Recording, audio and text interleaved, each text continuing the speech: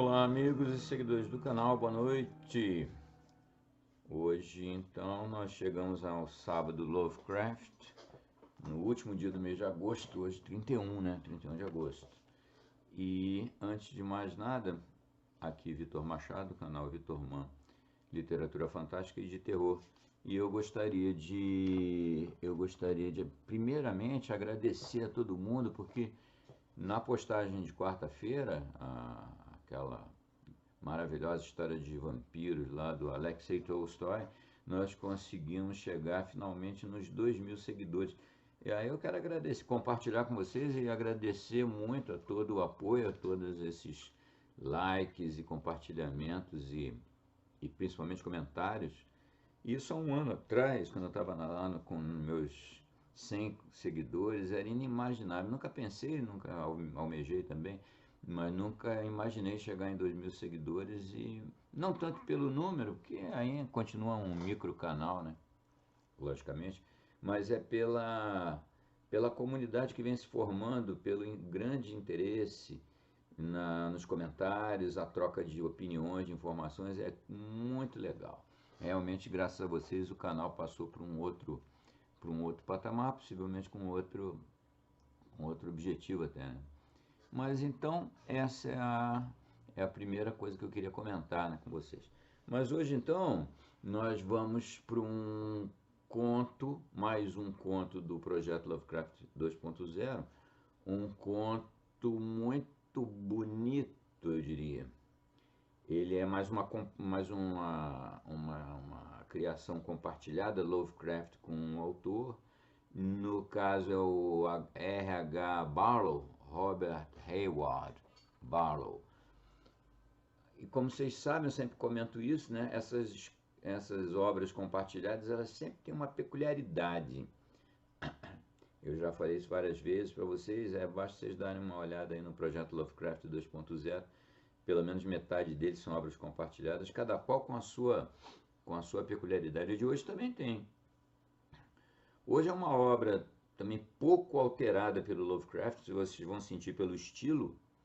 Lovecraft revisou e tal, porém manteve totalmente o sabor da escrita original, do conto original.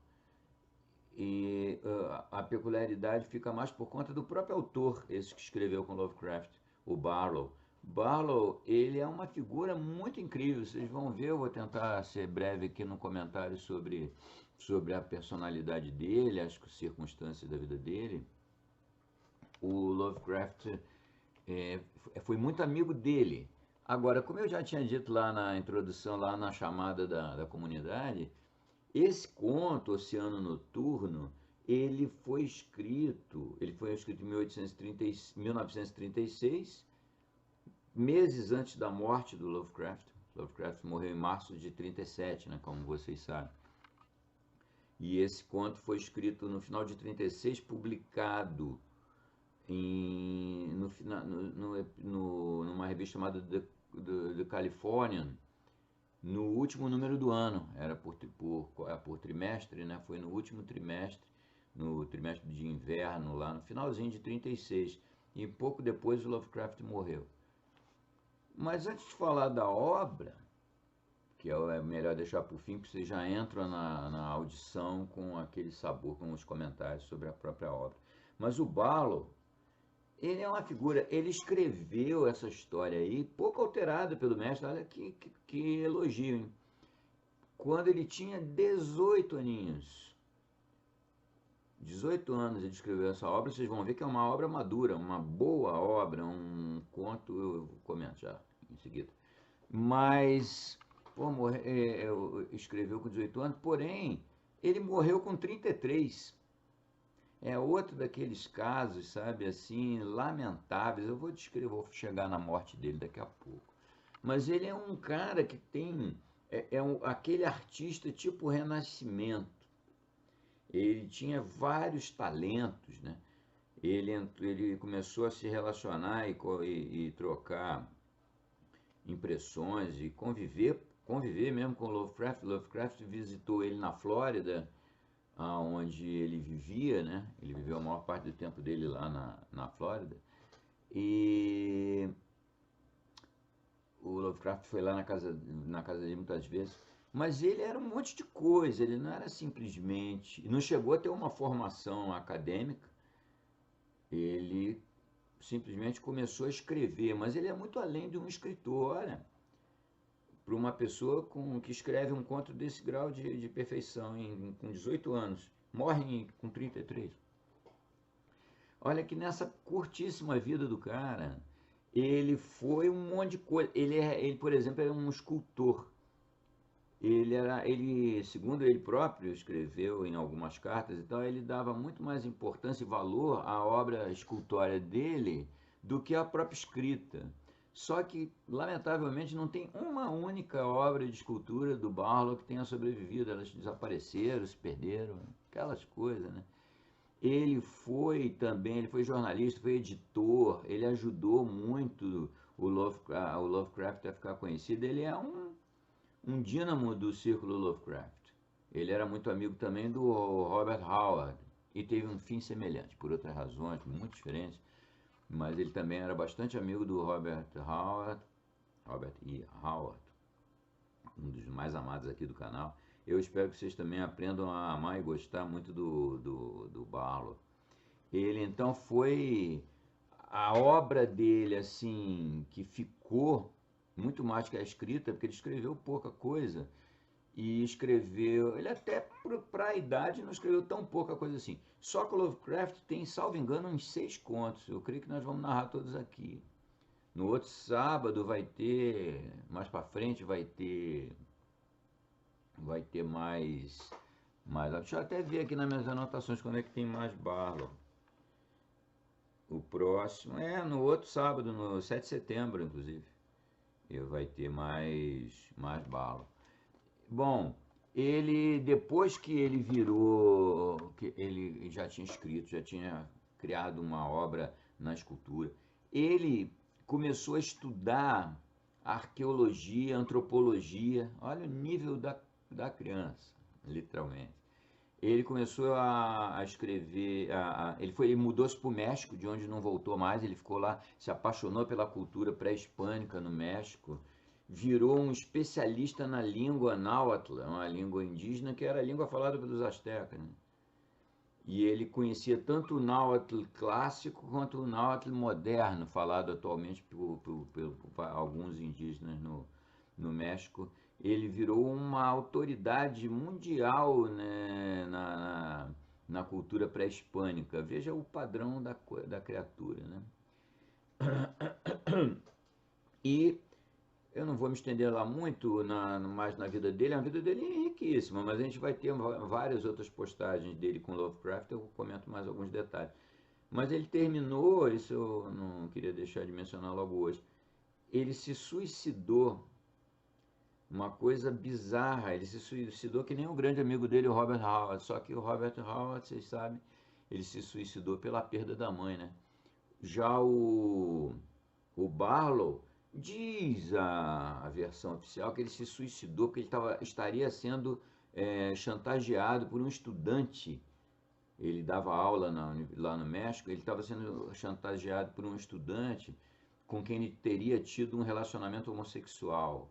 E aí ele estava sendo chantageado e ele, com o pavor de ter essa faceta da vida dele exposta, ele acabou se matando, tomou veneno. Se envenenou com um remédio lá. Não é bem que ele tomou veneno. Mas há controvérsias também sobre todo esse imbróglio aí, porque ele já vinha dizendo anos antes que ele tinha a impressão, antes dele ter relacionamento ou não ter, de ter a suposta chantagem ou não, ele já vinha dizendo, eu tenho a impressão que a minha vida vai se encerrar em breve. Ou ele já vinha na mente dele com a ideia de se suicidar. Bom, tá aí. Não é assim também tão relevante, só é triste, né? E ele, quando foi encontrado morto, já tinha mais de dia de morto, né? Ele tinha escrito na porta assim: não me acorde, eu vou dormir por um longo tempo. Bem macabro, né? Muito bem, mas o conto é O Oceano Noturno, Tem mais detalhes também sobre ele e sobre o conto, sobre o próprio conto. Eu comento adiante na próxima postagem, que será dele também, dele com Lovecraft. Mas esse é um conto que ele é poesia em prosa, típico do Lovecraft. Mas vocês vão sentir que não tem tanto esse sabor Lovecraftiano. Eu adoro esse conto, eu acho ele maravilhoso, porque ele tem uma peculiaridade que é algo que me diz muito respeito. Eu sempre tive uma sensação assim melancólica, tendendo até ao medo, ao terror, que é o ambiente de praia solitário, nublado, só o som das águas e tal. E esse conto ele é o tempo todo nisso. Se você está em busca de uma história com princípio, meio e fim, não é o caso desse conto. Ele é uma espécie de obra impressionista. São pinceladas que no seu conjunto te dão uma sensação. É assim um quadro impressionista, um Renoir da vida, um Gauguin. Porém, ele é, e o conto é isso, ele no seu todo, ele te dá uma sensação, um medo muito incrível. Realmente, para um cara de 18 anos ter escrito isso, e nem se pode especular que foi o Lovecraft que deu esse... O Lovecraft revisou, mas o sabor não é Lovecraftiano, o sabor é barlowniano, por assim dizer.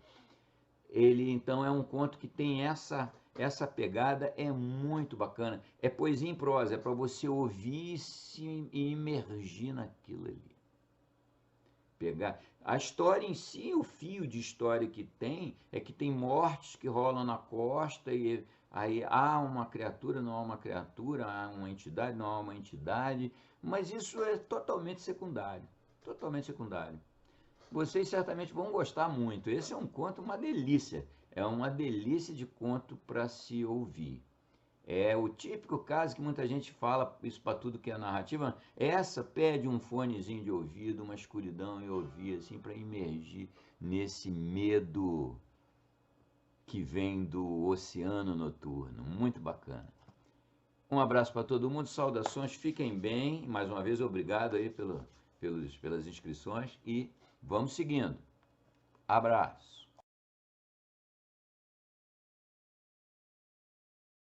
O Oceano Noturno, H.P. Lovecraft, em parceria com Robert H. Barlow, 1936. Fui para a praia de Alston Beach não apenas pelos prazeres do sol e do oceano, mas também para descansar a mente fatigada. Como não conhecia ninguém na pequena cidade, que só prosperava graças a pessoas passando as férias de verão e ficava a maior parte do ano com janelas vazias, não me parecia provável que pudessem me perturbar lá. Isso me agradava, pois não desejava ver nada além das ondas e da praia se estendendo diante do meu lar temporário. Meu longo trabalho do verão estava finalmente terminado quando deixei a cidade e o grande desenho mural que eu havia produzido entrou na competição. Gastei a maior parte do ano para terminar a pintura, e quando o último pincel foi lavado, eu não mais relutava em atender o chamado da minha saúde debilitada em busca de descanso e reclusão por um tempo. Na verdade, depois de passar uma semana na praia, eu só conseguia me lembrar ocasionalmente do trabalho cujo sucesso parecera tão importante em tempos recentes. Não tinha mais a velha preocupação com centenas de complexidades de cor e de ornamento. Não tinha mais medo e insegurança quanto à minha capacidade de tornar a realidade um estado mental e fazer com minhas próprias habilidades a ideia de forma indefinida virar o esboço cuidadoso de um desenho. E ainda assim, aquilo que veio a me afetar no litoral isolado poderia muito bem ter brotado das condições mentais por trás de tais preocupações, medos e inseguranças. Pois sempre fui alguém que busca um sonhador e um contemplador nas buscas e sonhos. E quem poderia afirmar que tal natureza não abre os olhos latentes e sensíveis a mundos e estados de ser indetectáveis pelos homens? Agora que tento contar o que vi, estou ciente de milhares de limitações enlouquecedoras. Coisas vistas pela visão interior, como aquelas visões repentinas que aparecem quando afundamos na escuridão dos sonhos e são mais vívidas e significativas para nós na forma original, e não quando tentamos colá-las a uma realidade tangível. Desenhe um sonho à caneta e a cor se esvai dele. A tinta com a qual se escreve parece se diluir com algo que carrega muita realidade. E descobrimos que, por fim, não conseguimos delinear nossa incrível memória. É como se o nosso eu interior, liberto das restrições do dia e da objetividade, jorrasse com emoções aprisionadas que são imediatamente abafadas quando as traduzimos. Nos sonhos e visões estão as maiores criações dos homens, pois é lá que não há nem sequer um resquício de delineamento nem de limitação. Cenas esquecidas e terras mais obscuras que o mundo dourado da infância brotam na mente adormecida para reinarem até que o despertar as dissipe. Entre elas poderíamos atingir um pouco da glória e do contentamento com os quais ansiamos. Certo vislumbre de belezas encantadoras suspeitadas, porém nunca antes reveladas, que seriam para nós como o santo graal para os espíritos santos do mundo medieval. Moldar tais coisas na roda da arte em busca de trazer um troféu desgastado daquele reino intangível de sombras e teias requer habilidade e memória em igual medida. Pois, embora os sonhos estejam em todos nós, poucas mãos conseguem agarrar essas asas de borboleta sem rasgá-las. Tal habilidade não existe nesta narrativa. Se pudesse, eu lhe revelaria os eventos vislumbrados que percebi fracamente, como alguém que contempla um território mal iluminado e vê formas cujo movimento é vago e indistinto.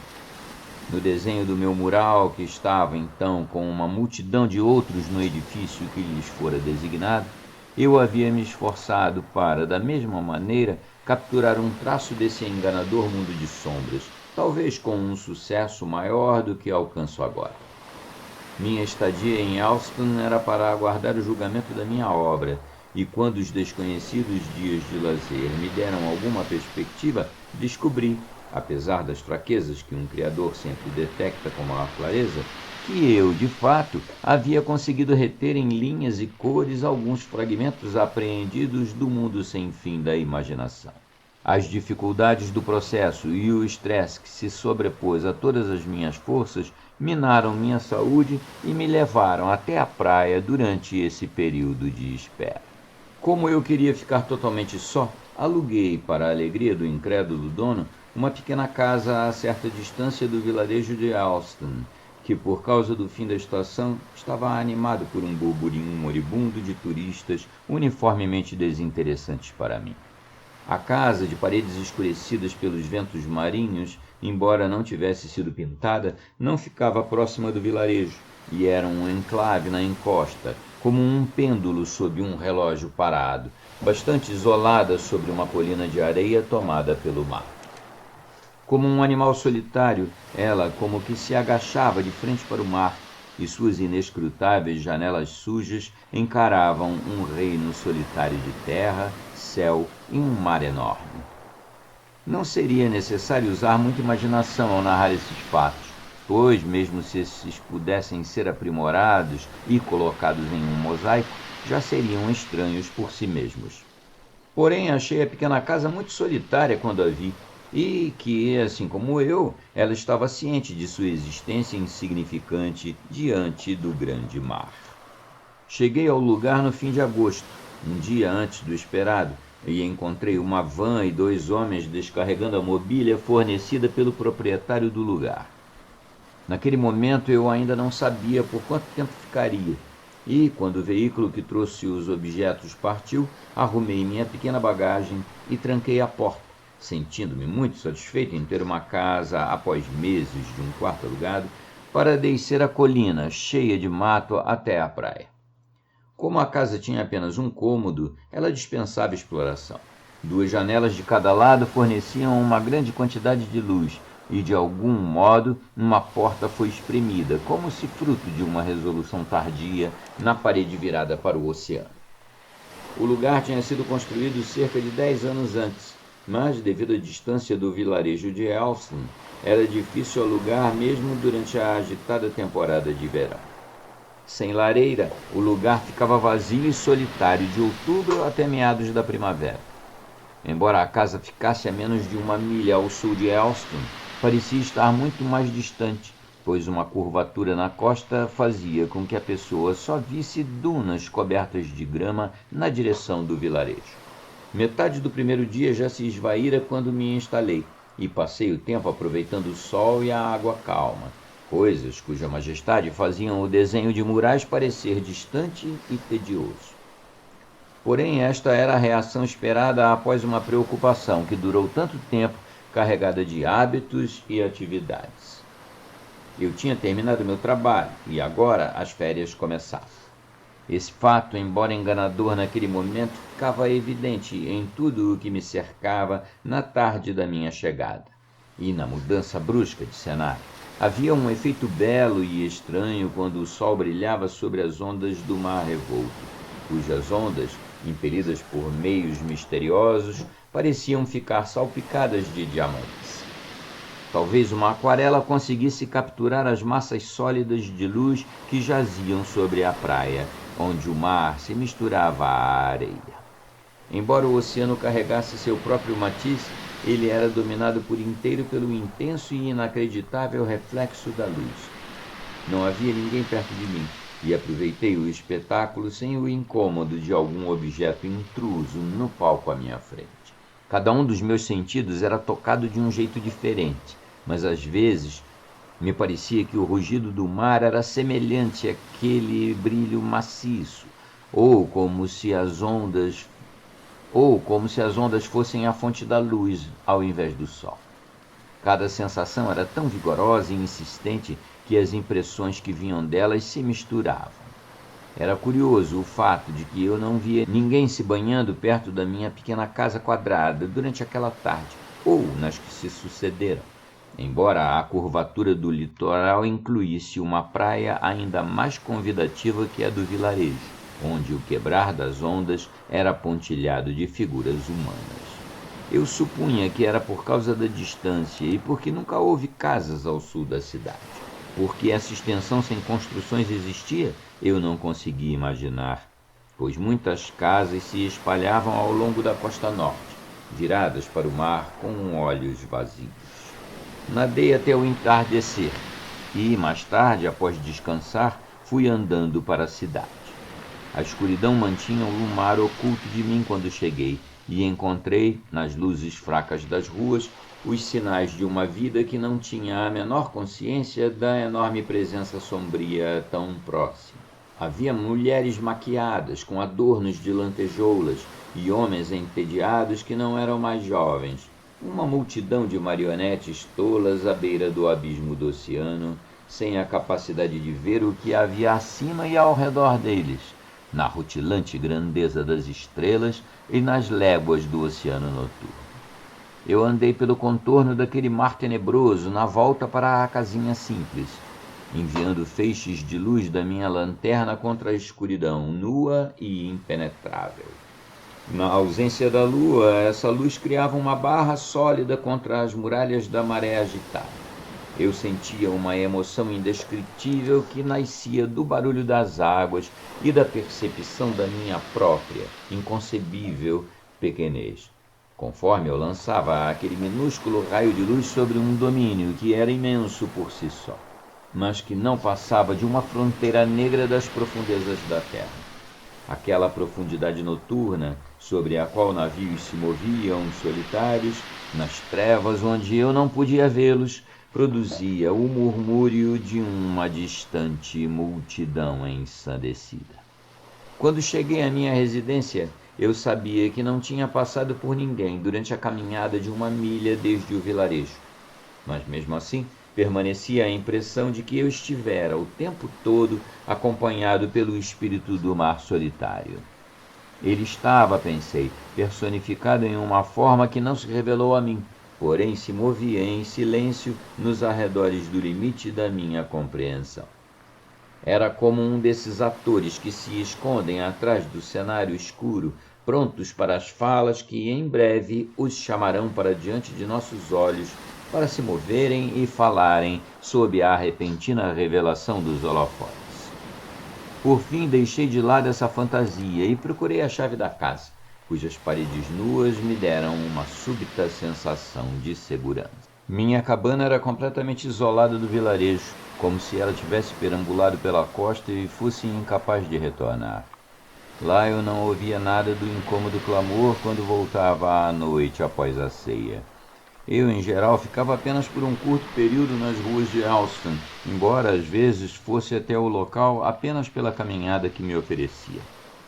Lá ficavam as muitas lojinhas curiosas e fachadas de teatro falsamente aristocráticas que abarrotam cidades de turismo de férias, mas eu nunca frequentava tais recintos. O lugar parecia útil apenas pelos seus restaurantes. Era incrível o número de coisas inúteis que as pessoas encontravam para fazer. No início houve uma sucessão de dias ensolarados. Eu me levantava cedo e contemplava o céu cinzento iluminado pela promessa da aurora. Tal profecia se cumpria enquanto eu servia de testemunho. Essas auroras eram frias e suas cores eram fracas em comparação com o brilho uniforme do dia, que dá a todas as horas a qualidade luminosa do meio-dia.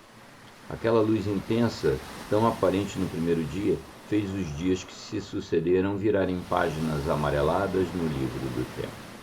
Notei que muitos dos frequentadores da praia se incomodavam com o sol inclemente, enquanto eu o buscava. Após meses cinzentos de labuta, a letargia induzida por uma existência física em uma região governada pelas coisas simples, o vento, a luz e a água, teve um efeito imediato sobre mim.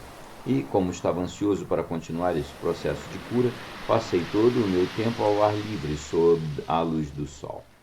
Isso resultou num estado de ânimo ao mesmo tempo tranquilo e relaxado, e me deu um sentimento de segurança contra a noite voraz. Assim como a escuridão é semelhante à morte, a luz é semelhante à vitalidade. Graças à herança de 1 milhão de anos atrás, quando os homens eram mais próximos da mãe oceano e quando as criaturas das quais nascemos jaziam lânguidas nas águas rasas penetradas pelo sol, nós ainda buscamos as coisas primordiais quando estamos cansados, cercando-nos com a segurança reconfortante que elas proporcionam, como aqueles primitivos quase mamíferos que ainda não haviam se aventurado pelas terras lamacentas. A monotonia das ondas era repousante, e eu não tinha nenhuma outra ocupação além de testemunhar o variado humor do oceano. Há uma mudança incessante das águas, cores e sombras passam sobre elas como as expressões insubstanciais de um rosto bem conhecido, e a nós reveladas de uma só vez por sentidos que quase não reconhecíamos como humanos. Quando o mar está irrequieto, lembrando antigos navios que já desceram para seus abismos, emerge em silêncio em nossos corações o desejo por um horizonte desaparecido.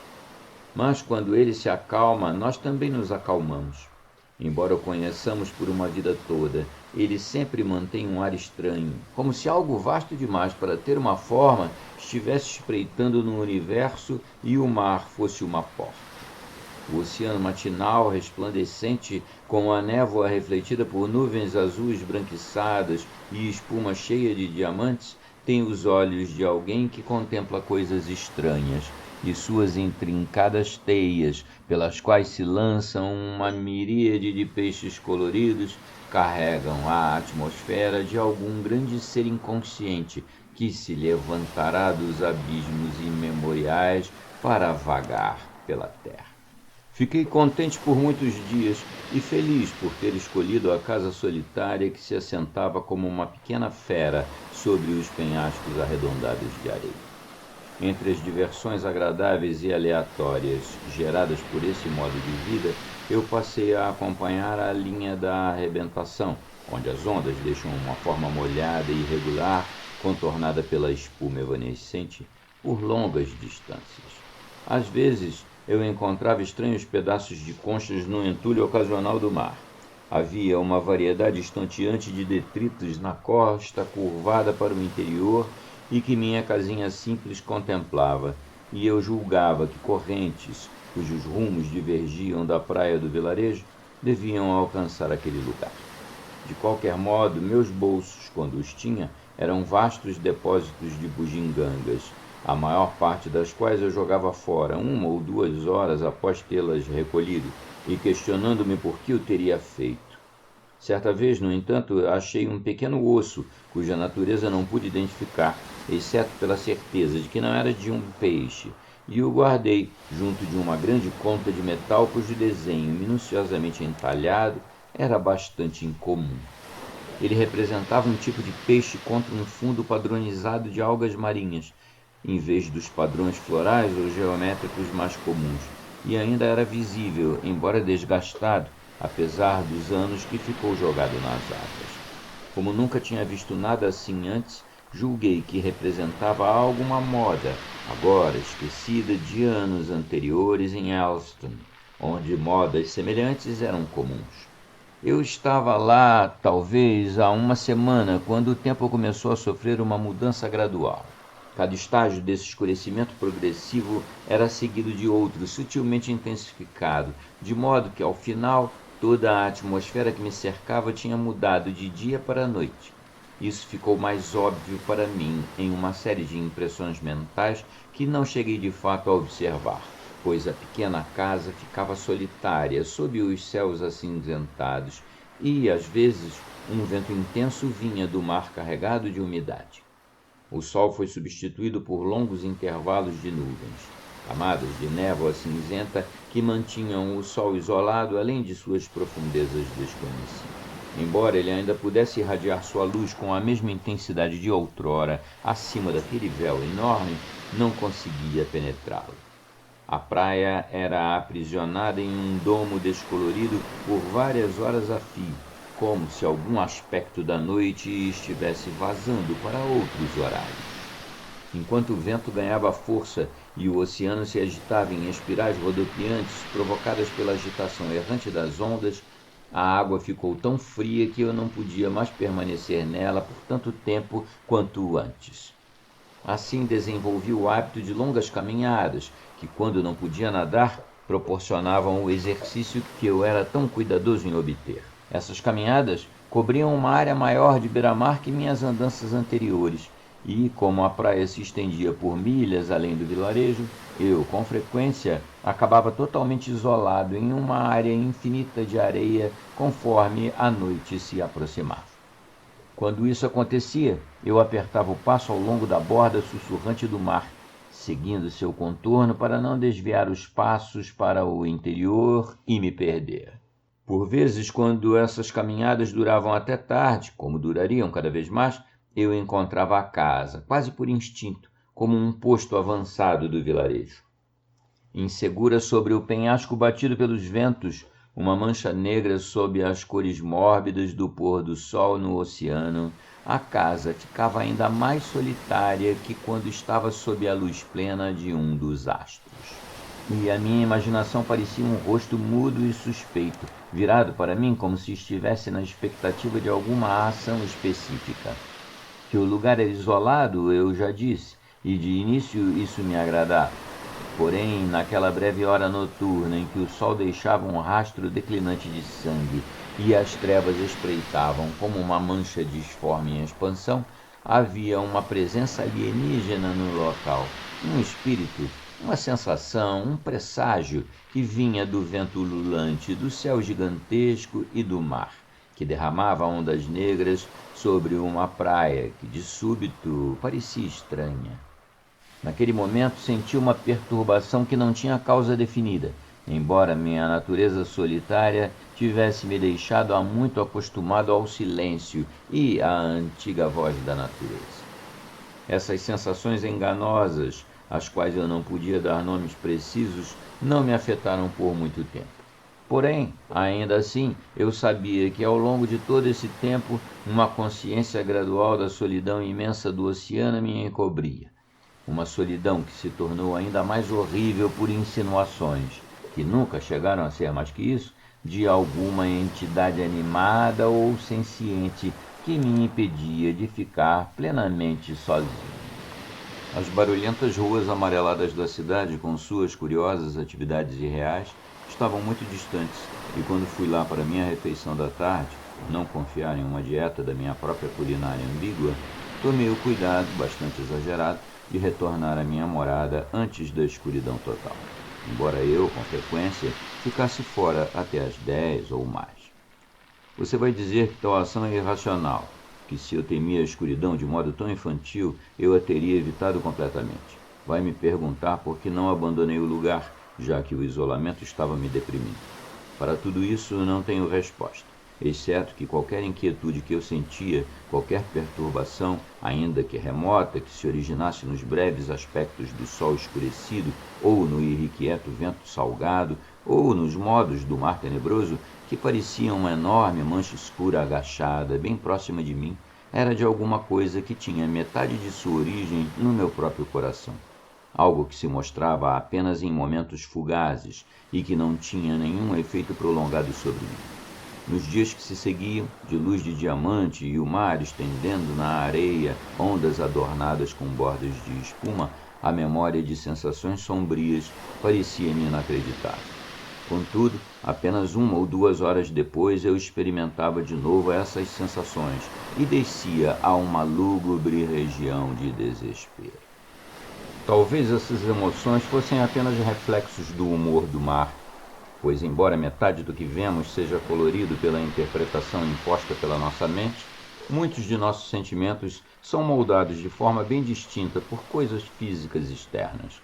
O mar pode nos prender a seus muitos sentimentos, sussurrando com a sugestão sutil de uma sombra ou de um brilho sobre as ondas, e expressando assim seu lamento ou seu júbilo.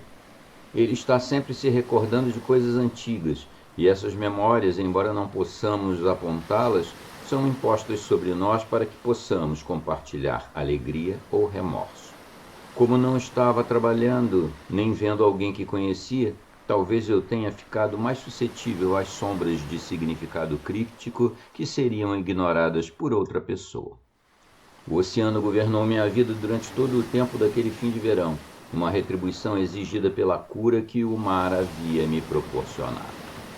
Houve afogamentos na praia durante aquele ano, e embora eu só ouvisse falar disso casualmente, tal é nossa indiferença à morte que não nos diz respeito e que não testemunhamos, eu sabia que os detalhes eram nauseantes. As pessoas que morreram, algumas delas nadadoras de habilidade bem acima do comum, às vezes não eram encontradas até que muitos dias se passassem e que a hedionda vingança das profundezas já tivesse desfigurado seus corpos putrefatos. Era como se o mar os houvesse arrastado até um covil nos abismos e os houvesse mutilado na escuridão, até que, satisfeito por não terem mais nenhuma utilidade, ele os tivesse deixado flutuar até a praia em um estado macabro. Ninguém parecia saber o que causou tais mortes. Sua frequência gerou alarme entre os mais assustadiços, uma vez que a correnteza em Alston não era forte e não havia tubarões nas imediações. Se os corpos mostravam sinais de ataque, eu não fiquei sabendo, mas o horror de uma morte que se move entre as ondas e avança sobre pessoas solitárias vindo de um lugar onde não há luz ou movimento é um temor que os homens conhecem e de que não gostam. Eles precisavam encontrar logo uma razão para tais mortes, mesmo sem tubarões. E como os tubarões eram apenas uma suspeita e, que eu saiba, ninguém a confirmou, os nadadores que permaneceram durante o resto da estação ficaram em guarda contra as marés traiçoeiras, em vez de tomarem cuidado contra quaisquer animais marinhos. O outono de fato não estava muito longe, e algumas pessoas usaram isso como uma desculpa para sair do mar, onde os homens eram surpreendidos pela morte, e partiram para a segurança dos campos, onde não se pode sequer ouvir o oceano. Assim, agosto terminou e eu já estava na praia há muitos dias. Houve ameaça de tempestade desde o 4º dia do novo mês, e no 6º dia, quando saí para andar sob o vento úmido, via-se uma massa disforme de nuvens descoloridas e opressivas acima do revolto mar plúmbeo. O soprar do vento, dirigido a nenhum lugar específico, porém agitado de modo inquieto, causava uma sensação de animação iminente, um sinal de vida nos elementos que seriam a tempestade há muito esperada. Almocei em Alston, e embora os céus parecessem a tampa de um grande caixão, eu me aventurei para longe, ao longo da praia e distante tanto da cidade como da casa, que eu não mais conseguia ver. quando o cinza universal ficou pontilhado por um roxo de carniça curiosamente brilhante apesar de seu tom sombrio, eu me descobri vários quilômetros distante de qualquer abrigo possível. Isso, entretanto, não me pareceu muito importante, pois, mesmo com o céu escuro e com seu brilho adicional de presságio desconhecido, eu estava em um curioso estado de distanciamento que era paralelo àquele mesmo brilho. Uma sensação que invadiu um corpo que ficou subitamente alerta e sensível ao contorno de formas e significados que antes eram difusos. De modo obscuro, uma memória veio até mim, sugerida pela semelhança que a cena partilhava com uma que imaginei quando leram uma história para mim na minha infância. Aquele conto, do qual eu não me lembrei por muitos anos, dizia respeito a uma mulher que era amada pelo rei de Barbas Negras de um reino submerso de penhascos acidentados, onde criaturas peixes viviam, e que foi separada de seu jovem noivo de cabelos ruivos por um ser sombrio, coroado com uma mitra quase papal e com os traços de um velho símio. O que permaneceu nos recantos da minha fantasia era a imagem de penhascos sob as águas, contrastando com o crepúsculo do falso céu aquoso de tal reino. E isso, embora eu tivesse esquecido a maior parte da história, foi relembrado de modo bastante inesperado pelo mesmo padrão dos penhascos e do céu que eu então contemplava. A visão era semelhante à que imaginei em um ano agora perdido, exceto por impressões aleatórias e incompletas. Sugestões dessa história podem ter permanecido por trás de certas memórias incompletas e de certos valores que eram sugeridos aos meus sentidos por cenas cujo valor verdadeiro era assombrosamente pequeno. Com frequência, em lampejos de percepção momentânea, as condições sendo mais significativas que o objeto em questão, nós sentimos que certas cenas e arranjos isolados, uma paisagem nebulosa, o vestido de uma mulher na curva de uma estrada à tarde, ou a solidão de uma árvore centenária contra o pálido céu da manhã, guardam algo precioso, alguma virtude dourada que devemos agarrar. Porém, quando a mesma cena ou o mesmo arranjo são vistos mais tarde, ou de outro ponto de vista, descobrimos que perdeu seu valor e seu sentido para nós. Talvez seja porque aquilo que vemos não mantenha essa qualidade elusiva, mas apenas sugira à nossa mente algo muito diferente que permanece sem ser lembrada. A mente atordoada, sem sentir por completo a causa de seu lampejo repentino de apreciação, agarra-se ao objeto que a perturba e fica surpresa quando não há nada de valor lá. Assim foi quando contemplei as nuvens purpúreas. Elas se resguardavam com a imponência e o mistério de antigas torres de monastério no crepúsculo. Porém, seu aspecto também era o dos penhascos no velho conto de fadas. Ao ser lembrado, de repente, dessa imagem perdida, quase esperei ver, na espuma suja e entre as ondas que pareciam ter sido derramadas de frascos negros, rachados, a figura horrenda daquela criatura de rosto simiesco, usando uma mitra velha, coberta de mofo, avançando de seu reino em algum golfo perdido, onde essas ondas eram o céu. Não vi uma criatura assim no reino da imaginação, mas quando o vento gelado soprou, cortando os céus com uma faca ligeira, ali havia, nas sombras da fusão de nuvem e água, apenas um objeto cinzento, como um pedaço flutuante de madeira, revirando obscuramente na espuma. Estava a uma distância considerável, e como desapareceu pouco depois, poderia não ser madeira, mas uma toninha saindo na agitada superfície. Logo percebi que fiquei por tempo demais contemplando o nascer da tempestade e criando elos entre minhas fantasias antigas e a grandiosidade da tormenta, pois uma chuva enregelante começou a despencar, trazendo uma escuridão mais uniforme sobre uma cena já tenebrosa demais para aquela hora do dia. Correndo pela areia cinzenta, senti o impacto de gotas geladas nas costas e, em poucos momentos, minhas roupas estavam totalmente encharcadas.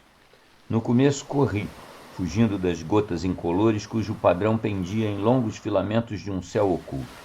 Mas quando vi que qualquer refúgio sob qualquer coisa que estivesse seca estava distante demais para ser alcançado, relaxei meus passos e retornei para casa, como se estivesse sob céu límpido. Não havia muita razão para me apressar, embora eu não me demorasse como em ocasiões anteriores. As roupas molhadas, grudando-se a meu corpo, estavam frias demais, e, com a escuridão e o vento que soprava sem parar do oceano, não pude reprimir um calafrio.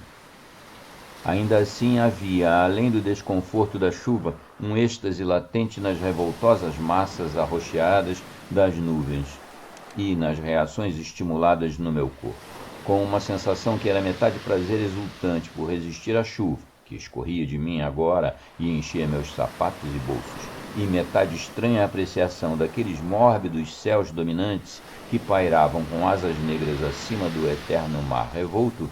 Percorri o corredor cinzento da praia de Elston.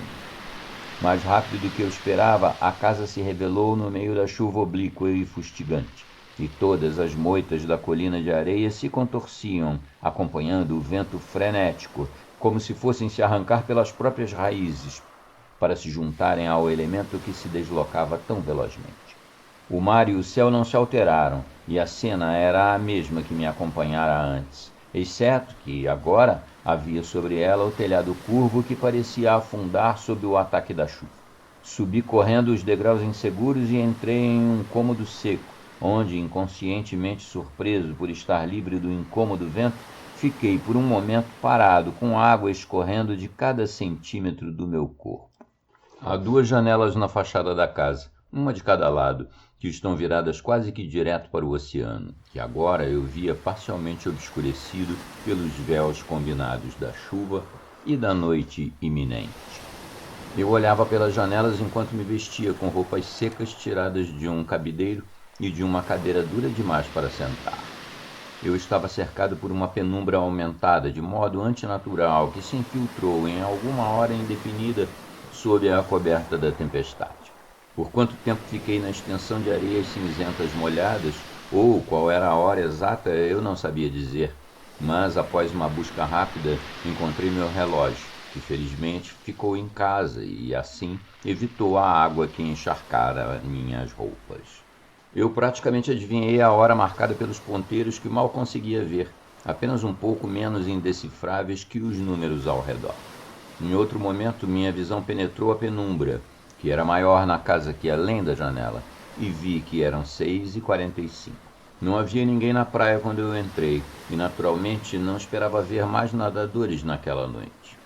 Porém, quando olhei de novo pela janela, parecia haver, com toda certeza, figuras difusas contra o fundo de trevas daquela noite de chuva. Contei 3 que se moviam de maneira incompreensível, e perto da casa mais uma, que poderia não ser uma pessoa, mas apenas um tronco jogado pelas ondas, pois a arrebentação batia com força. Eu me assustei, e não foi por pouco, e me indaguei por quais propósitos aquelas pessoas estavam sob tal tempestade. E então pensei que, talvez, assim como eu, elas foram surpreendidas pelo mau tempo e se renderam à chuva torrencial. Após breve instante, levado por uma hospitalidade civilizada que superava meu amor pela solidão, fui até a porta e saí por um momento na pequena varanda, ao custo de me molhar de novo, pois a chuva caiu sobre mim com fúria exultante, gesticulando para as pessoas. Mas, ou por não me verem ou não me entenderem, elas não deram nenhum sinal de terem entendido. Ofuscadas pela noite, elas permaneceram como se parcialmente surpreendidas, ou como se esperassem alguma outra ação minha. Havia na postura delas algo daquela críptica falta de reação que poderia significar qualquer coisa ou nada, tal como a impressão de vazio que a casa transmitia quando vista no mórbido pôr do sol. De repente me veio o sentimento de que uma qualidade sinistra emanava daquelas figuras imóveis que escolhiam permanecer na noite de chuva em uma praia abandonada por todas as outras pessoas. Fechei a porta como se tomado por uma repentina irritação que tentava, em vão, disfarçar a emoção mais profunda do medo. Um medo avassalador que transbordava das sombras da minha consciência. Um instante mais tarde, quando fui até a janela, não parecia haver nada lá fora, além da noite portentosa. Um pouco intrigado e ainda mais um pouco assustado, como alguém que não viu nada alarmante, mas se sente apreensivo pelo que poderia encontrar na rua escura que ele logo será obrigado a atravessar, decidi que era possível que eu não tivesse visto ninguém e que a espessa cortina de chuva tinha me enganado. A aura de isolamento do lugar aumentou naquela noite, embora fora do meu campo de visão, na praia ao norte, centenas de casas se erguessem na escuridão chuvosa, sua luz borrada e amarelada refletindo-se sobre ruas de vidro polido, como olhos de duendes refletidos em uma poça turva na floresta. Mas, como não podia vê-las e nem alcançá-las com o tempo ruim, uma vez que eu não tinha carro nem qualquer modo de deixar a casa minúscula, exceto andando nas trevas assombradas pelas figuras, percebi de repente que eu estava em todos os sentidos sozinho com o mar temível que se levantava e recuava, sem ser visto nem notado na névoa. E a voz do mar se tornara um grunhido rouco, como de alguma coisa ferida que se contorce antes de tentar se levantar.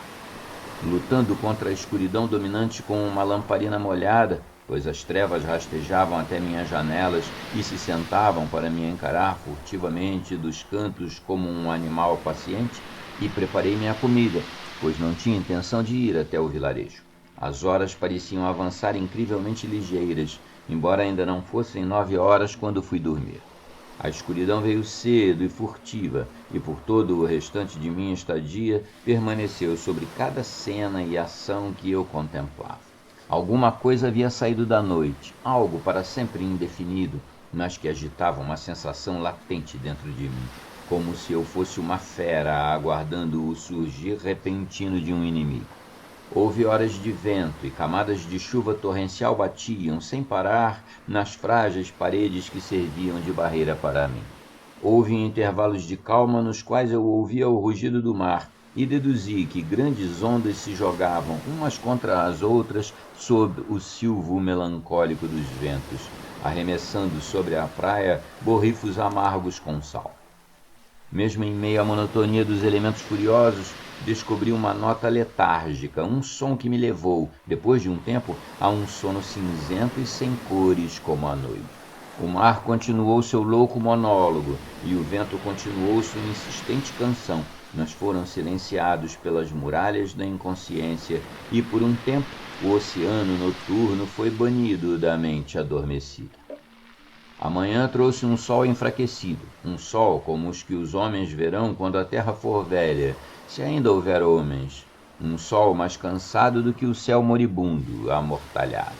Quando acordei, Febo, fraco eco de sua antiga imagem, lutava para perfurar as ambíguas nuvens esgarçadas e, em alguns momentos, lançando uma enxurrada de ouro pálido reluzente através do lado noroeste de minha casa. Outras horas diminuindo até se tornar apenas uma bola luminosa, como algum brinquedo incrível esquecido no gramado celestial. Após um tempo, a chuva que caía, que devia ter continuado durante toda a noite, teve sucesso em levar para longe esses vestígios de nuvens roxas que pareciam penhascos sob o oceano, como em um antigo conto de fadas. Igualmente roubado do nascer e do pôr do sol, aquele dia se fundiu ao dia anterior, como se a tempestade não tivesse trazido uma longa escuridão sobre o mundo, mas crescido e se estendido em uma longa tarde.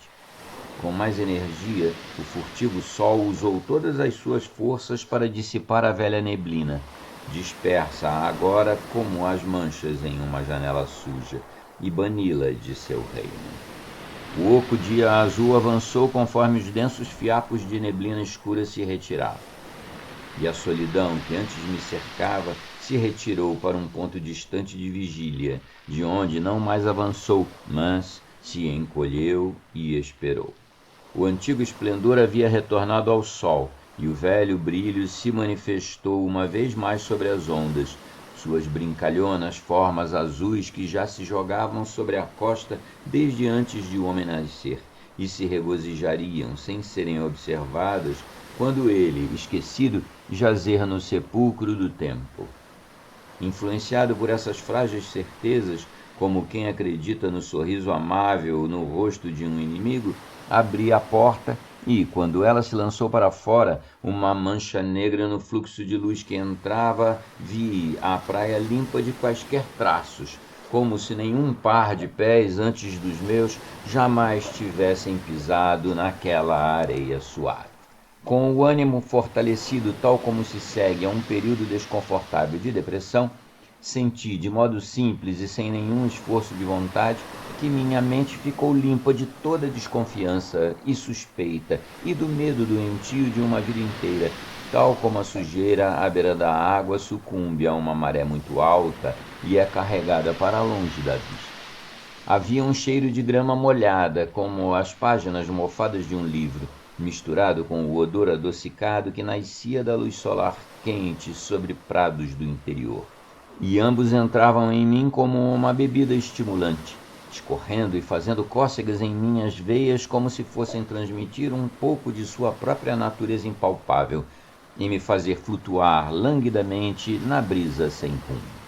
E conspirando com tudo isso, o sol continuava a me banhar, como a chuva de ontem, com uma saraivada incessante de lanças luminosas, como se também quisesse esconder aquela presença suspeita que se movia além da minha vista e era atraída apenas por um movimento descuidado nas fronteiras da minha consciência ou por figuras indistintas me encarando de um abismo oceânico.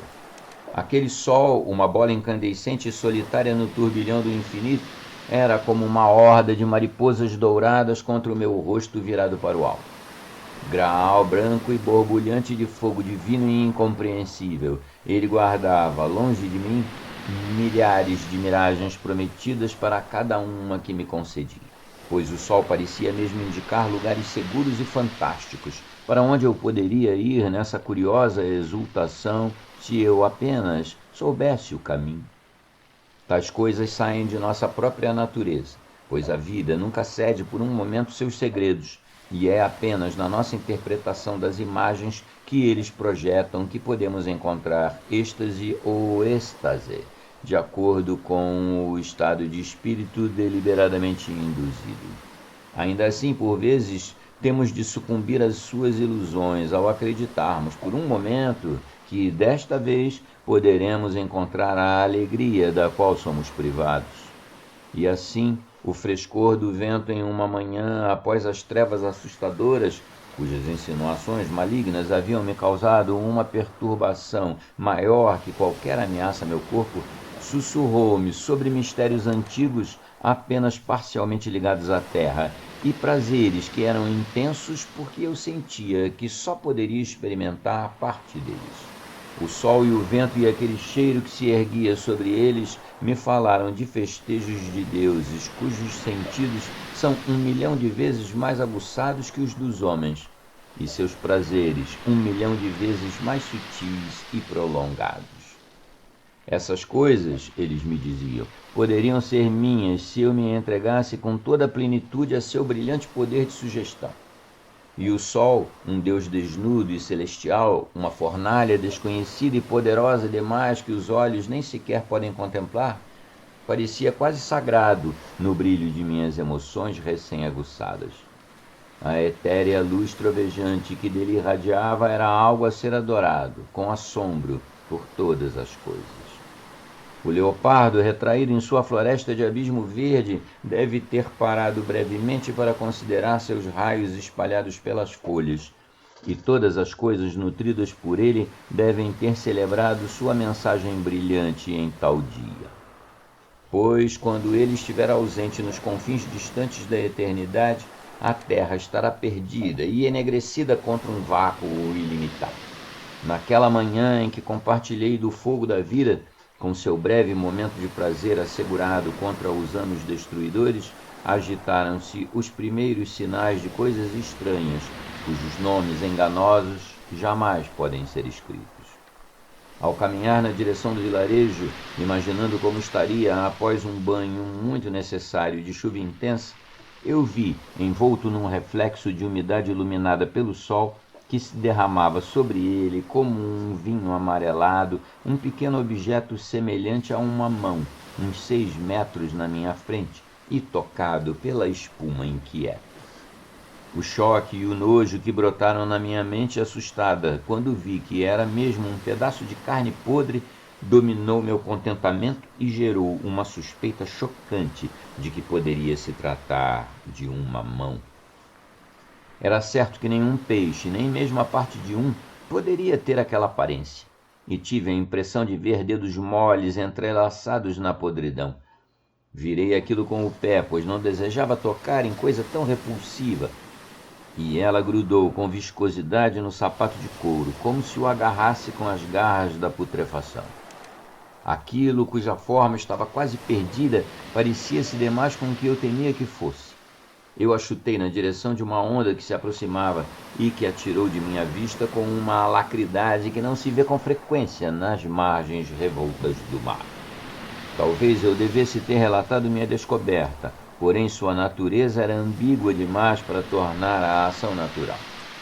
Como havia sido parcialmente comido por alguma monstruosidade dos oceanos, eu não achei que era identificável o suficiente para formar evidência de uma tragédia desconhecida, porém possível. Os afogamentos numerosos, é claro, vieram à minha mente, assim como algumas coisas que não tinham forma definida, algumas das quais permaneceram apenas como possibilidades. O que quer que aquele fragmento deslocado pela tempestade pudesse ser, fosse peixe ou algum outro animal próximo ao homem, nunca falei dele até agora. Afinal, não havia prova de que seu formato não era apenas uma distorção causada pela putrefação. Cheguei mais perto da cidade e, enojado pela aparição de tal coisa no meio de tanta beleza na praia limpa, embora fosse horrivelmente típico da indiferença da morte em uma natureza que mistura a podridão com beleza, e que talvez ame a primeira muito mais. Em Elston, eu não ouvi nada sobre um afogamento recente ou qualquer acidente marinho, e não encontrei referências a isso nas colunas do jornal local, o único que li durante minha estadia.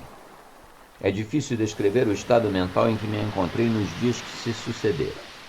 Sempre suscetível a emoções mórbidas, cuja angústia negra pode ser induzida por coisas fora de mim, ou que possa brotar dos abismos do meu próprio espírito, fui dominado por um sentimento que não era nem medo, nem desespero, nem qualquer coisa do tipo, mas sim de uma percepção da breve forma hedionda e da imundície subjacente à vida.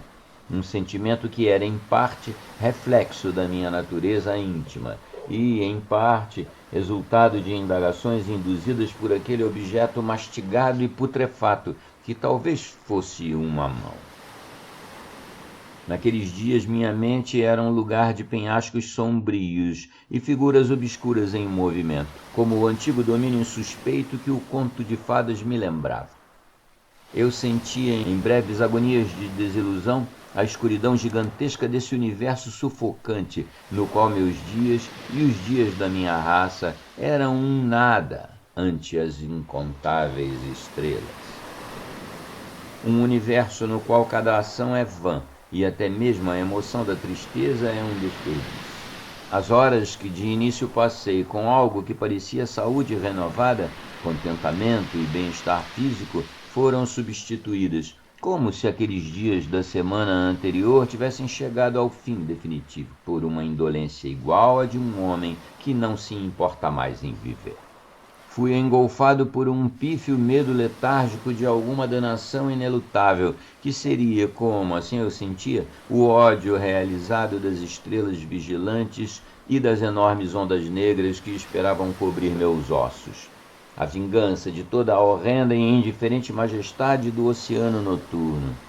Parte da escuridão e da inquietude do mar havia penetrado no meu coração, de modo que eu vivia em um tormento irracional e imperceptível, um tormento que não era menos agudo por causa da sutileza de sua origem e da estranha qualidade sem motivação de sua existência vampírica. Diante de meus olhos jazia a fantasmagórica cena das nuvens arroxeadas, o estranho objeto prateado, a espuma estagnada recorrente, a solidão daquela casa de olhos vazios e a zombaria da cidade de marionetes. Eu não ia mais ao vilarejo, pois parecia apenas uma imitação barata da vida. Como minha própria alma, ele se erguia diante de um mar escuro e envolvente, um mar que aos poucos me parecia odioso. e entre essas imagens corruptas e purulentas habitava aquele objeto cujos contornos humanos reduziam cada vez mais a dúvida do que aquilo já fora antes. Estas palavras rabiscadas nunca poderão contar a solidão hedionda, algo que eu nem mesmo queria suavizar, de tão arraigada que estava em meu coração, que havia se insinuado em mim, murmurando coisas terríveis e desconhecidas que se esgueiravam furtivamente em círculos ao meu redor. Não era loucura, era a percepção clara e crua demais da escuridão, além desta frágil existência iluminada por um sol momentâneo, não mais seguro do que nós mesmos. A percepção da futilidade que poucos podem experimentar e voltar a sentir a vida ao redor deles. O conhecimento de que, por mais que eu tente ignorar, por mais que eu possa lutar com todo o poder que resta ao meu espírito, não poderia ganhar nem sequer 1 centímetro de chão contra o universo hostil, nem segurar por um só momento a vida que me foi confiada. Temendo tanto a morte como a vida, sobrecarregado com um terror sem nome e mesmo sem vontade de abandonar as cenas que o evocam, eu esperava por qualquer que fosse o horror consumado que se movia na imensa região além dos muros da consciência. Foi assim que o outono me encontrou, e o que eu tinha ganhado do mar se perdeu de volta nele. O outono nas praias, um período horrível que não era indicado por nenhuma folha escarlate, nem por qualquer outro sinal costumeiro. Um mar medonho que nunca muda, embora o homem mude. Havia apenas um resfriamento das águas, nas quais eu não mais queria entrar. Um escurecimento mais profundo do céu de mortalha, como se eternidades de neve estivessem esperando para descer sobre as ondas fantasmagóricas. Uma vez que essa descida começasse, ela nunca acabaria, mas continuaria debaixo do sol branco e amarelo e rubro, e abaixo daquele pequeno rubi sem igual que cederá apenas às futilidades da noite. As ondas, outrora amigáveis, borbulhavam de forma significativa para mim e me olhavam de modo estranho. Ainda assim, fossem as trevas da cena um reflexo das minhas preocupações melancólicas, ou se a penumbra em mim era causada pelo que havia no exterior, eu não podia distinguir. Sobre a praia e sobre mim havia, de igual modo, uma sombra, como a de um pássaro que sobrevoa em silêncio.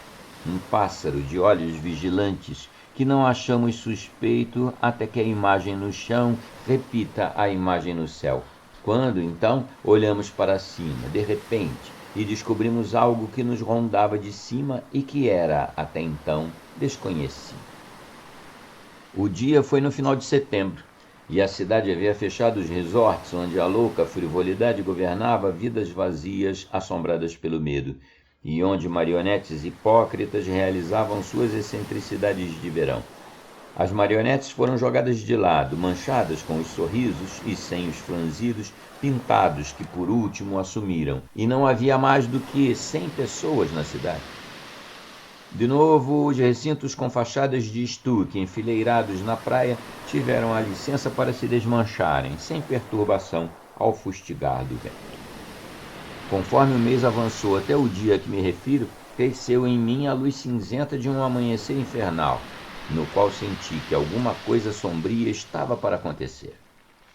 Como eu temia essa coisa menos do que a continuação das minhas horrendas suspeitas, menos do que as sugestões enganosas demais de algo monstruoso espreitando por trás do grande palco, foi mais com especulação que com medo real que esperei infinitamente pelo dia de horror que parecia estar chegando mais perto. O dia, repito, foi no final de setembro, embora eu não me lembre se foi no dia 22 ou 23. Tais detalhes se apagaram diante da lembrança daqueles eventos incompletos, episódios que nunca atormentariam uma existência em ordem por causa das sugestões malditas, e apenas sugestões, que continham. Eu soube a hora por uma inquietude intuitiva do espírito, um reconhecimento profundo demais para eu explicar. Através de todas aquelas horas do dia, esperei a noite, talvez impaciente para que a luz do sol passasse como um reflexo mal avistado em águas ondulantes. Um dia com eventos dos quais não me recordo. Foi muito tempo depois de aquela tempestade agourenta lançar uma sombra sobre a praia e de que eu tinha decidido, após hesitações que não eram causadas por algo tangível, que partiria de Elston, uma vez que o ano estava esfriando e não haveria como voltar à minha antiga felicidade. Quando um telegrama chegou às minhas mãos, depois de ficar por 2 dias na sede da Western Union, até que eu fosse localizado, tão pouco conhecido era o meu nome, dizendo que minha obra fora aceita, vencendo as outras na competição, escolhi a data para partir. Essa notícia, que mais cedo no ano teria tido um forte efeito sobre mim, eu agora a recebia com curiosa apatia. Parecia não se relacionar com a irrealidade ao meu redor. Tampouco me parecia pertinente, como se fosse direcionada a outra pessoa que eu não conhecia e cuja mensagem chegou até mim por acidente. Mesmo assim, foi o que me levou a completar meus planos e deixar a cabana à beira-mar. Só restavam 4 noites da minha estadia quando ocorreu o último dos eventos, cujo significado jazia mais na impressão obscura e sinistra que os cercava do que em qualquer ameaça óbvia. A noite havia chegado em Elston, e no litoral, e uma pilha de pratos sujos atestava tanto minha refeição recente quanto a indisposição para qualquer esforço. As trevas chegaram quando eu estava sentado com um cigarro diante da janela voltada para o mar, e era como um líquido que preenchia gradualmente o céu, levando a uma lua flutuante que se elevava de forma monstruosa. O mar beirando a areia resplandecente, a total ausência de árvores ou figuras ou vida de qualquer tipo, e a presença daquela lua alta, tornavam a vastidão dos meus arredores abruptamente claros. Havia apenas umas poucas estrelas brilhando através das trevas, como se para acentuar com sua pequenez a majestade do orbe lunar e do agitado mar revolto. Eu fiquei o dia todo em casa, temendo de alguma maneira caminhar diante do mar numa noite de sombras disformes, mas ouvi segredos de uma tradição inacreditável que me eram murmurados. Carregada até mim por um vento saído de lugar nenhum, estava a respiração de alguma vida estranha e palpitante, a encarnação de tudo o que eu sentia e de tudo o que eu suspeitava, agitando-se agora nos abismos do céu ou sob as mudas ondas. Em qual lugar esse mistério se revirava em um antigo sono horrendo, eu não podia dizer. Mas, como alguém que está diante de uma figura perdida no sono e sabendo que ela despertará a qualquer momento, eu me agachei perto das janelas, segurando um cigarro quase apagado, e encarei a lua no alto do céu. Gradualmente um brilho intensificado pela resplandecência acima passou por aquela paisagem imóvel, e parecia que eu ficava cada vez mais sob a compulsão de vigiar o que quer que acontecesse. As sombras estavam se afastando da praia, e senti que levavam consigo tudo o que poderia servir para ancorar maus pensamentos quando a coisa iminente aparecesse. Onde algumas delas permaneceram eram ébano e brancas, ainda manchas de escuridão se espalhando sob os cruéis raios brilhantes. A beleza infinita da lua, morta agora, qualquer que fosse seu passado, e fria como os sepulcros inumanos sob a poeira de séculos mais velhos que os homens. E o mar, agitado, talvez, com alguma vida irreconhecível, alguma ciência proibida, confrontavam-me com uma vivacidade horrível. Eu me levantei e fechei a janela, em parte por um impulso íntimo, porém, em grande parte, eu acho, como uma desculpa para interromper, momentaneamente, a corrente de pensamento. Nenhum som veio até mim agora que estava diante dos painéis fechados. Minutos ou eternidades eram iguais. Eu estava esperando, como o meu próprio coração temeroso e a cena sem movimento além, pelo sinal de alguma vida inefável. Eu havia posto a lamparina sobre uma caixa no canto oeste da sala, mas a luz da lua estava mais brilhante, e seus raios azulados invadiam lugares onde a luz da lamparina era mais fraca. O brilho antigo do silencioso orbe redondo se deitava sobre a praia como havia se deitado por eras, e esperei em um tormento de expectativa que ficou duplamente agudo pela demora em se realizar e pela incerteza da estranha realização que estava por vir. Fora da cabana encarapitada na colina, uma iluminação branca sugeria vagas formas espectrais, cujos movimentos irreais e fantasmagóricos pareciam zombar da minha cegueira, assim como as vozes inaudíveis zombavam da minha audição. Por incontáveis momentos, fiquei parado, como se o tempo e o toque do seu grande sino fossem silenciados até não serem nada. Mesmo assim, não havia nada para eu temer. As sombras esculpidas pela lua eram antinaturais em seu contorno vazio e não escondiam nada dos meus olhos. A noite estava silenciosa. Eu sabia disso, apesar da minha janela fechada, e todas as estrelas estavam fixadas em um céu de uma grandiosidade escura. Nenhum movimento, nenhuma palavra poderia revelar meu suplício, nem falar do cérebro atormentado pelo medo e aprisionado na carne que não ousava quebrar o silêncio, apesar de toda a tortura que isso trazia. Como se estivesse na expectativa da morte e seguro de que nada poderia banir o perigo que eu confrontava, eu me agachei com um cigarro esquecido em minha mão. Um mundo silencioso resplandecia além das janelas mal feitas e sujas, e em um canto da sala, um par de remos sujos colocados ali antes de minha chegada partilhavam da vigília do meu espírito. A lamparina queimava sem fim, lançando uma luz doentia como a carne de um cadáver. Olhando para ela de vez em quando, pela distração desesperada que me dava, vi que muitas bolhas se levantavam e desapareciam, incontáveis, na base cheia de querosene. De maneira curiosa, não havia calor no pavio, e de repente fiquei ciente de que a noite não estava quente e nem fria, mas estranhamente neutra, como se todas as forças físicas estivessem suspensas e quebradas todas as leis de uma existência tranquila.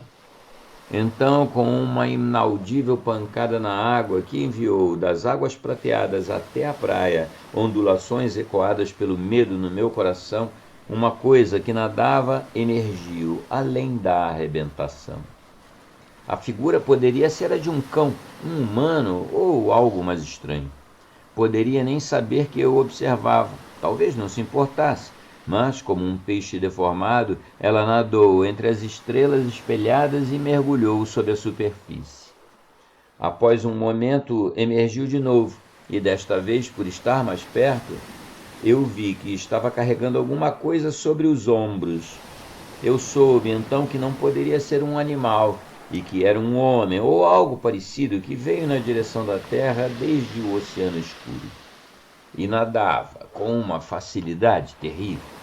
Enquanto eu olhava, cheio de horror e de impotência, com o olhar fixo de alguém que espera a morte de outrem e sabe que não pode evitá-la, o nadador aproximou-se da praia, embora longe demais na direção sul para que eu pudesse discernir sua silhueta ou traços.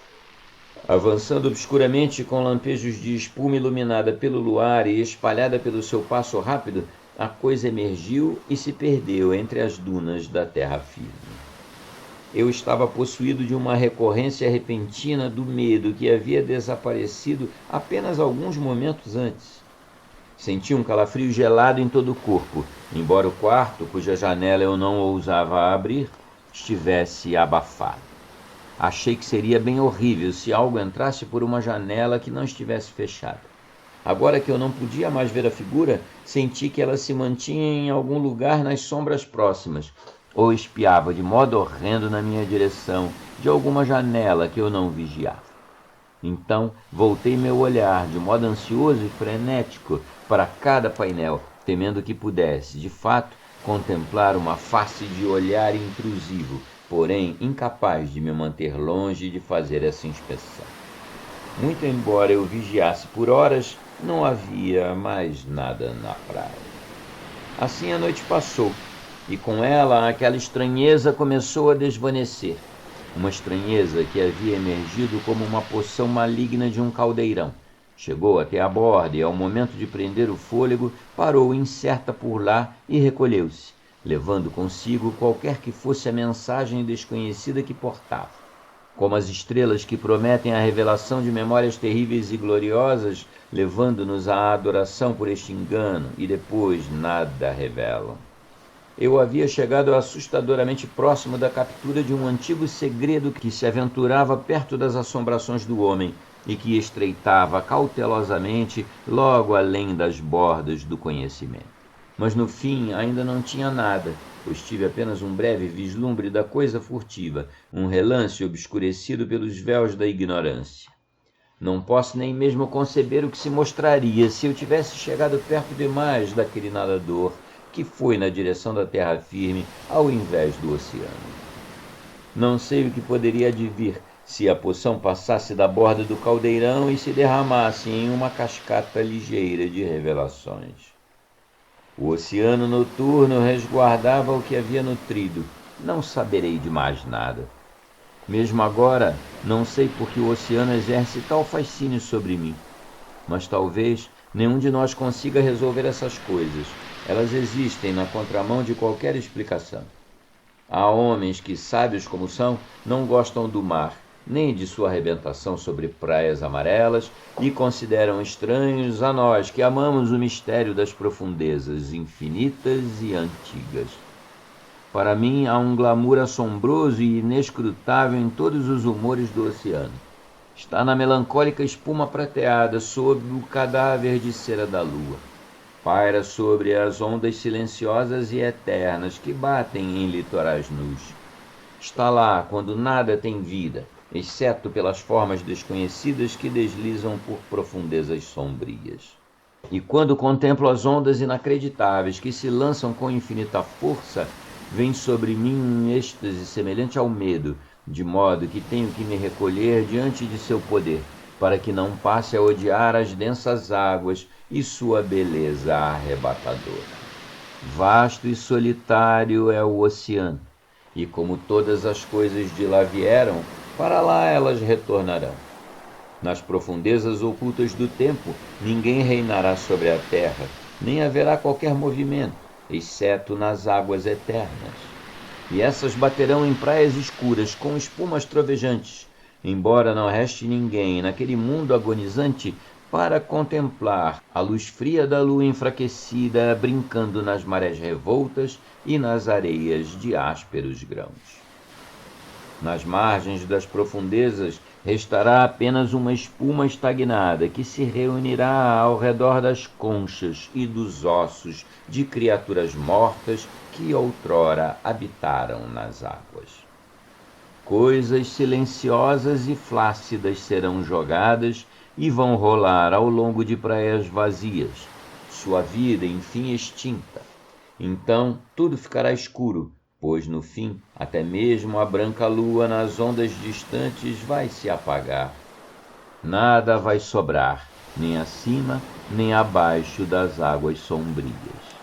E até aquele derradeiro milênio, como depois dele, o mar continuará a trovejar e se agitar por toda a noite sombria.